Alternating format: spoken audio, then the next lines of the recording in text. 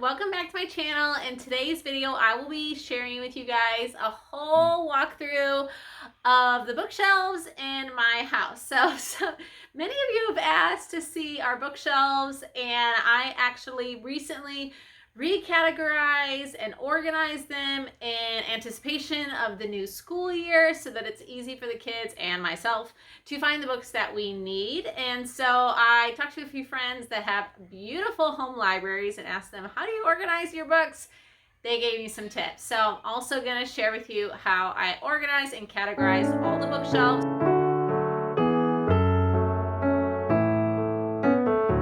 So we have two bookshelves in our living room, one here and then one over here.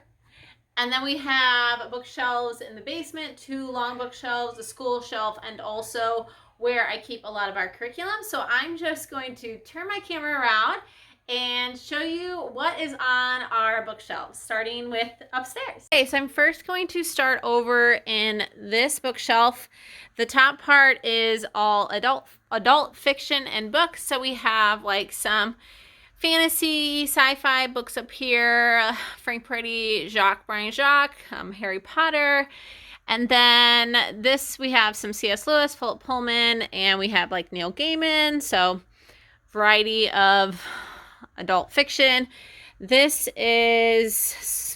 over here is like my Jane Austen.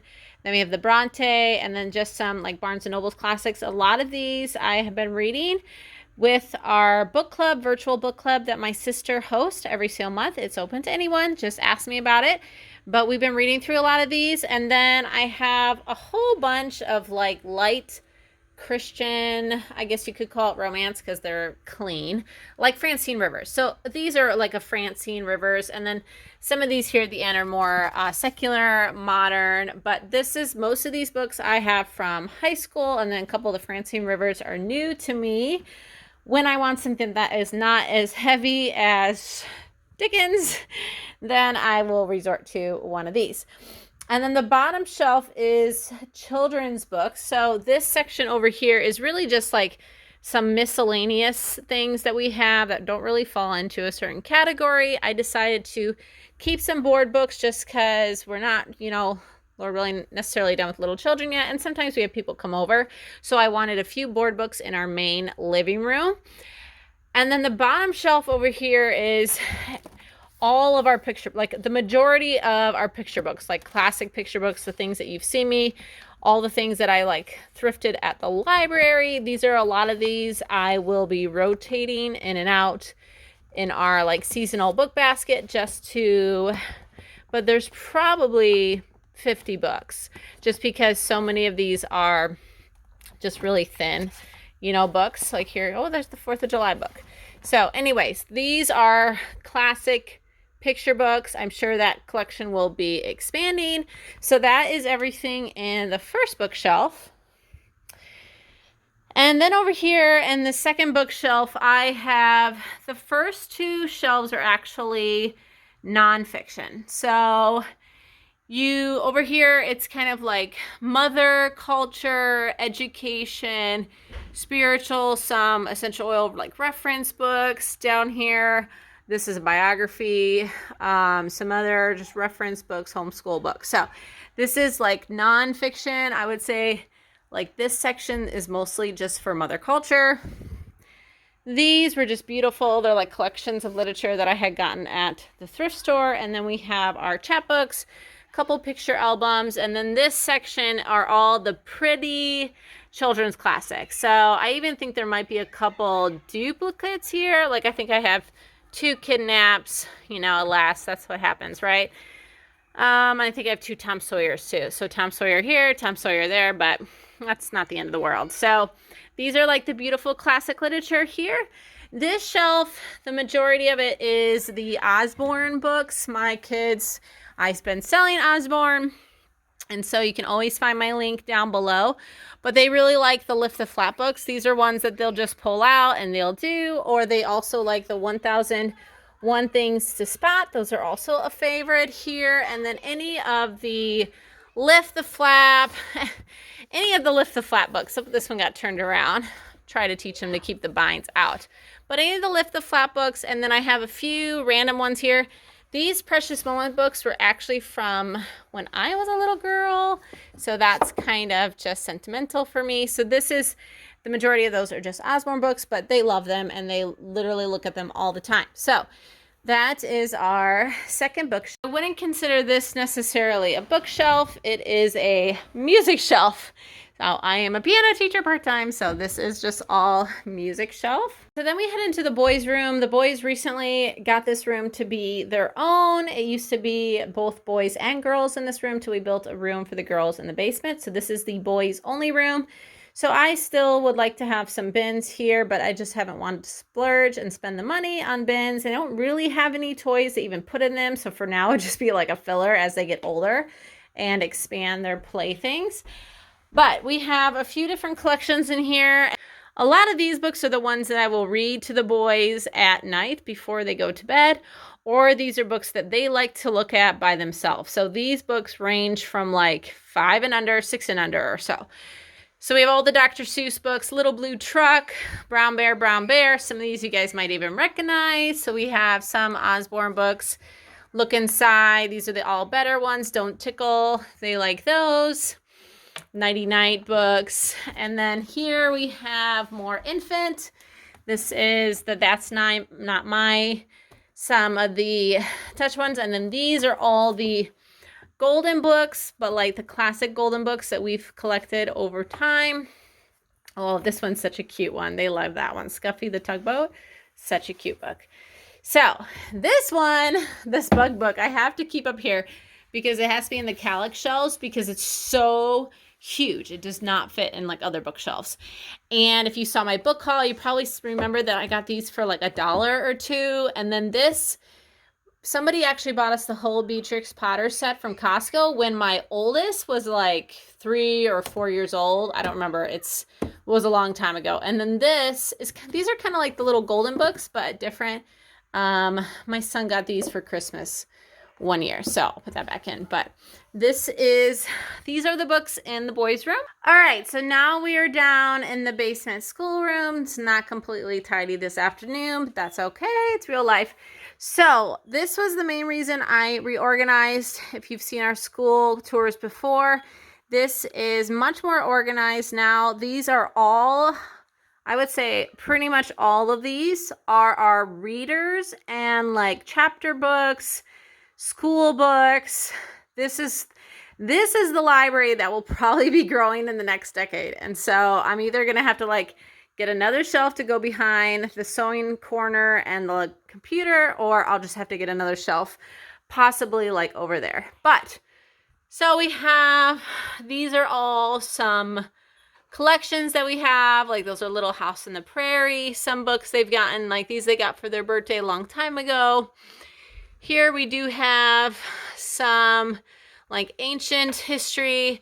These are all my Living Book Press. So I thought about taking these apart and organizing them in the way that they would be, but I just love the look of the Living Book Press books all together. So, they're all school books. So I just decided I keep them all there. And then these are some of the Osborne illustrated classics, which we do love. And then over here, I put all of our readers. So like the Dick and Jane, these are great early readers. Of course, we've picked these up over the years. Amelia Bedelia, Biscuit, Little Bear, those kind of books. This is like the Osborne reading collection. So these are all like first readers. And then these are the books that I use to teach my kids to read. So I use 100 Lessons to Read. I've done it twice, and then I will be doing it a third time this fall with my 5-year-old. And then they'll go to these books afterwards. And I think this is the farthest we went. My mom used these, all of them, with me. But because we do Ambleside, by year 4, she's reading so many books that she doesn't really need like a separate literature book. But they are really good. So if you're looking just for a good reader book to go through, then these are great. So then we're kind of going sort of into like chapter books, sort of. So we have some Betsy and Stacy, this little pretty, so here we have the Burgess book. So I had some friends that like organize their books by nature, lore, and then they did like biographies. I just don't have that much yet to really make these huge categories.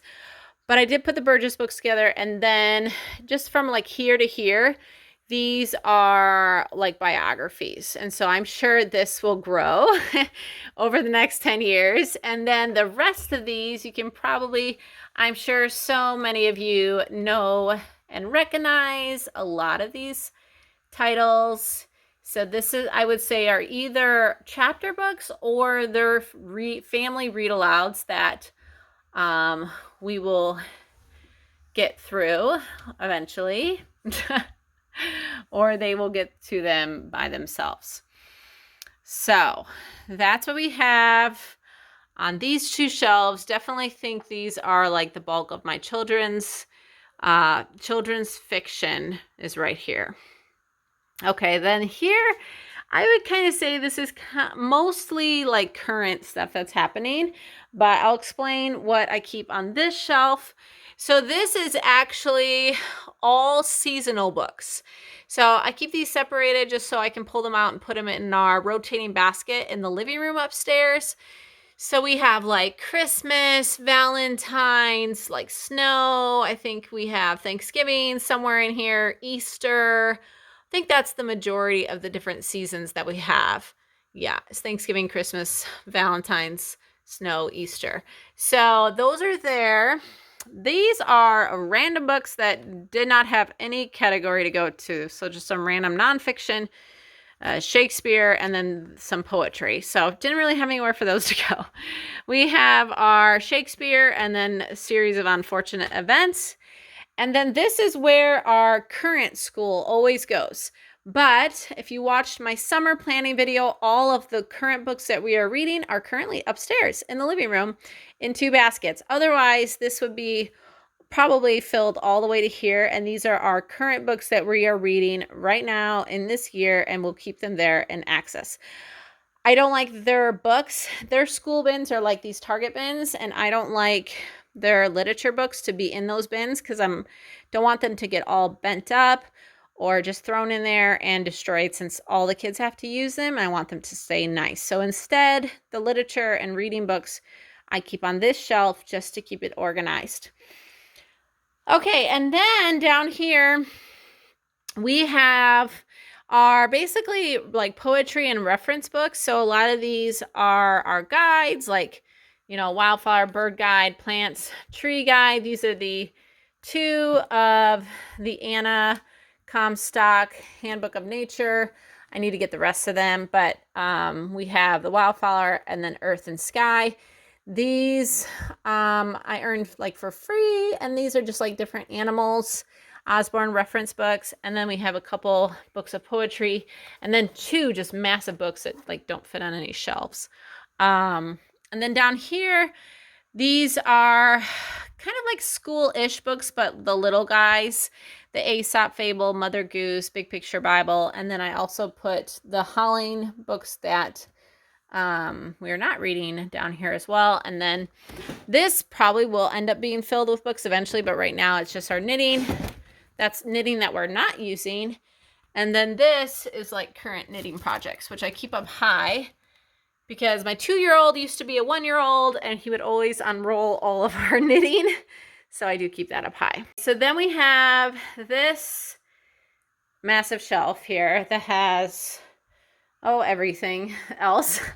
So this is current curriculum, rotating past curriculum that is waiting, like this is like geometry, pre-algebra, etc. Like this is science curriculum for the later years, Apologia that my mom gave me. And then we have some picture albums. This is art books. And then down here we have basically science and like experiment books. These are some recently, well, this one actually my grandma gave me when I was little, but my oldest picked up these books at the thrift store. So they're just like reference books for handcrafts. They have all of their sticker dolly books and large sticker dolly books, which they love and look at all the time, actually. A drawing book. So this has some sketch pads, watercolor. This Hooked on Shakespeare is such a cute book. And then, yeah, sewing. So these are more reference books and then sticker books. And then the last thing over here, we have some just like more reference books, dictionary, sign language, medical things that like my husband has picked up, home workout Bible. So that is basically all the books on that shelf. Here in my daughter's room, they just have a few collections. They probably could get away with having another bookshelf in their room very soon as they're getting older. I know I had a ton of books.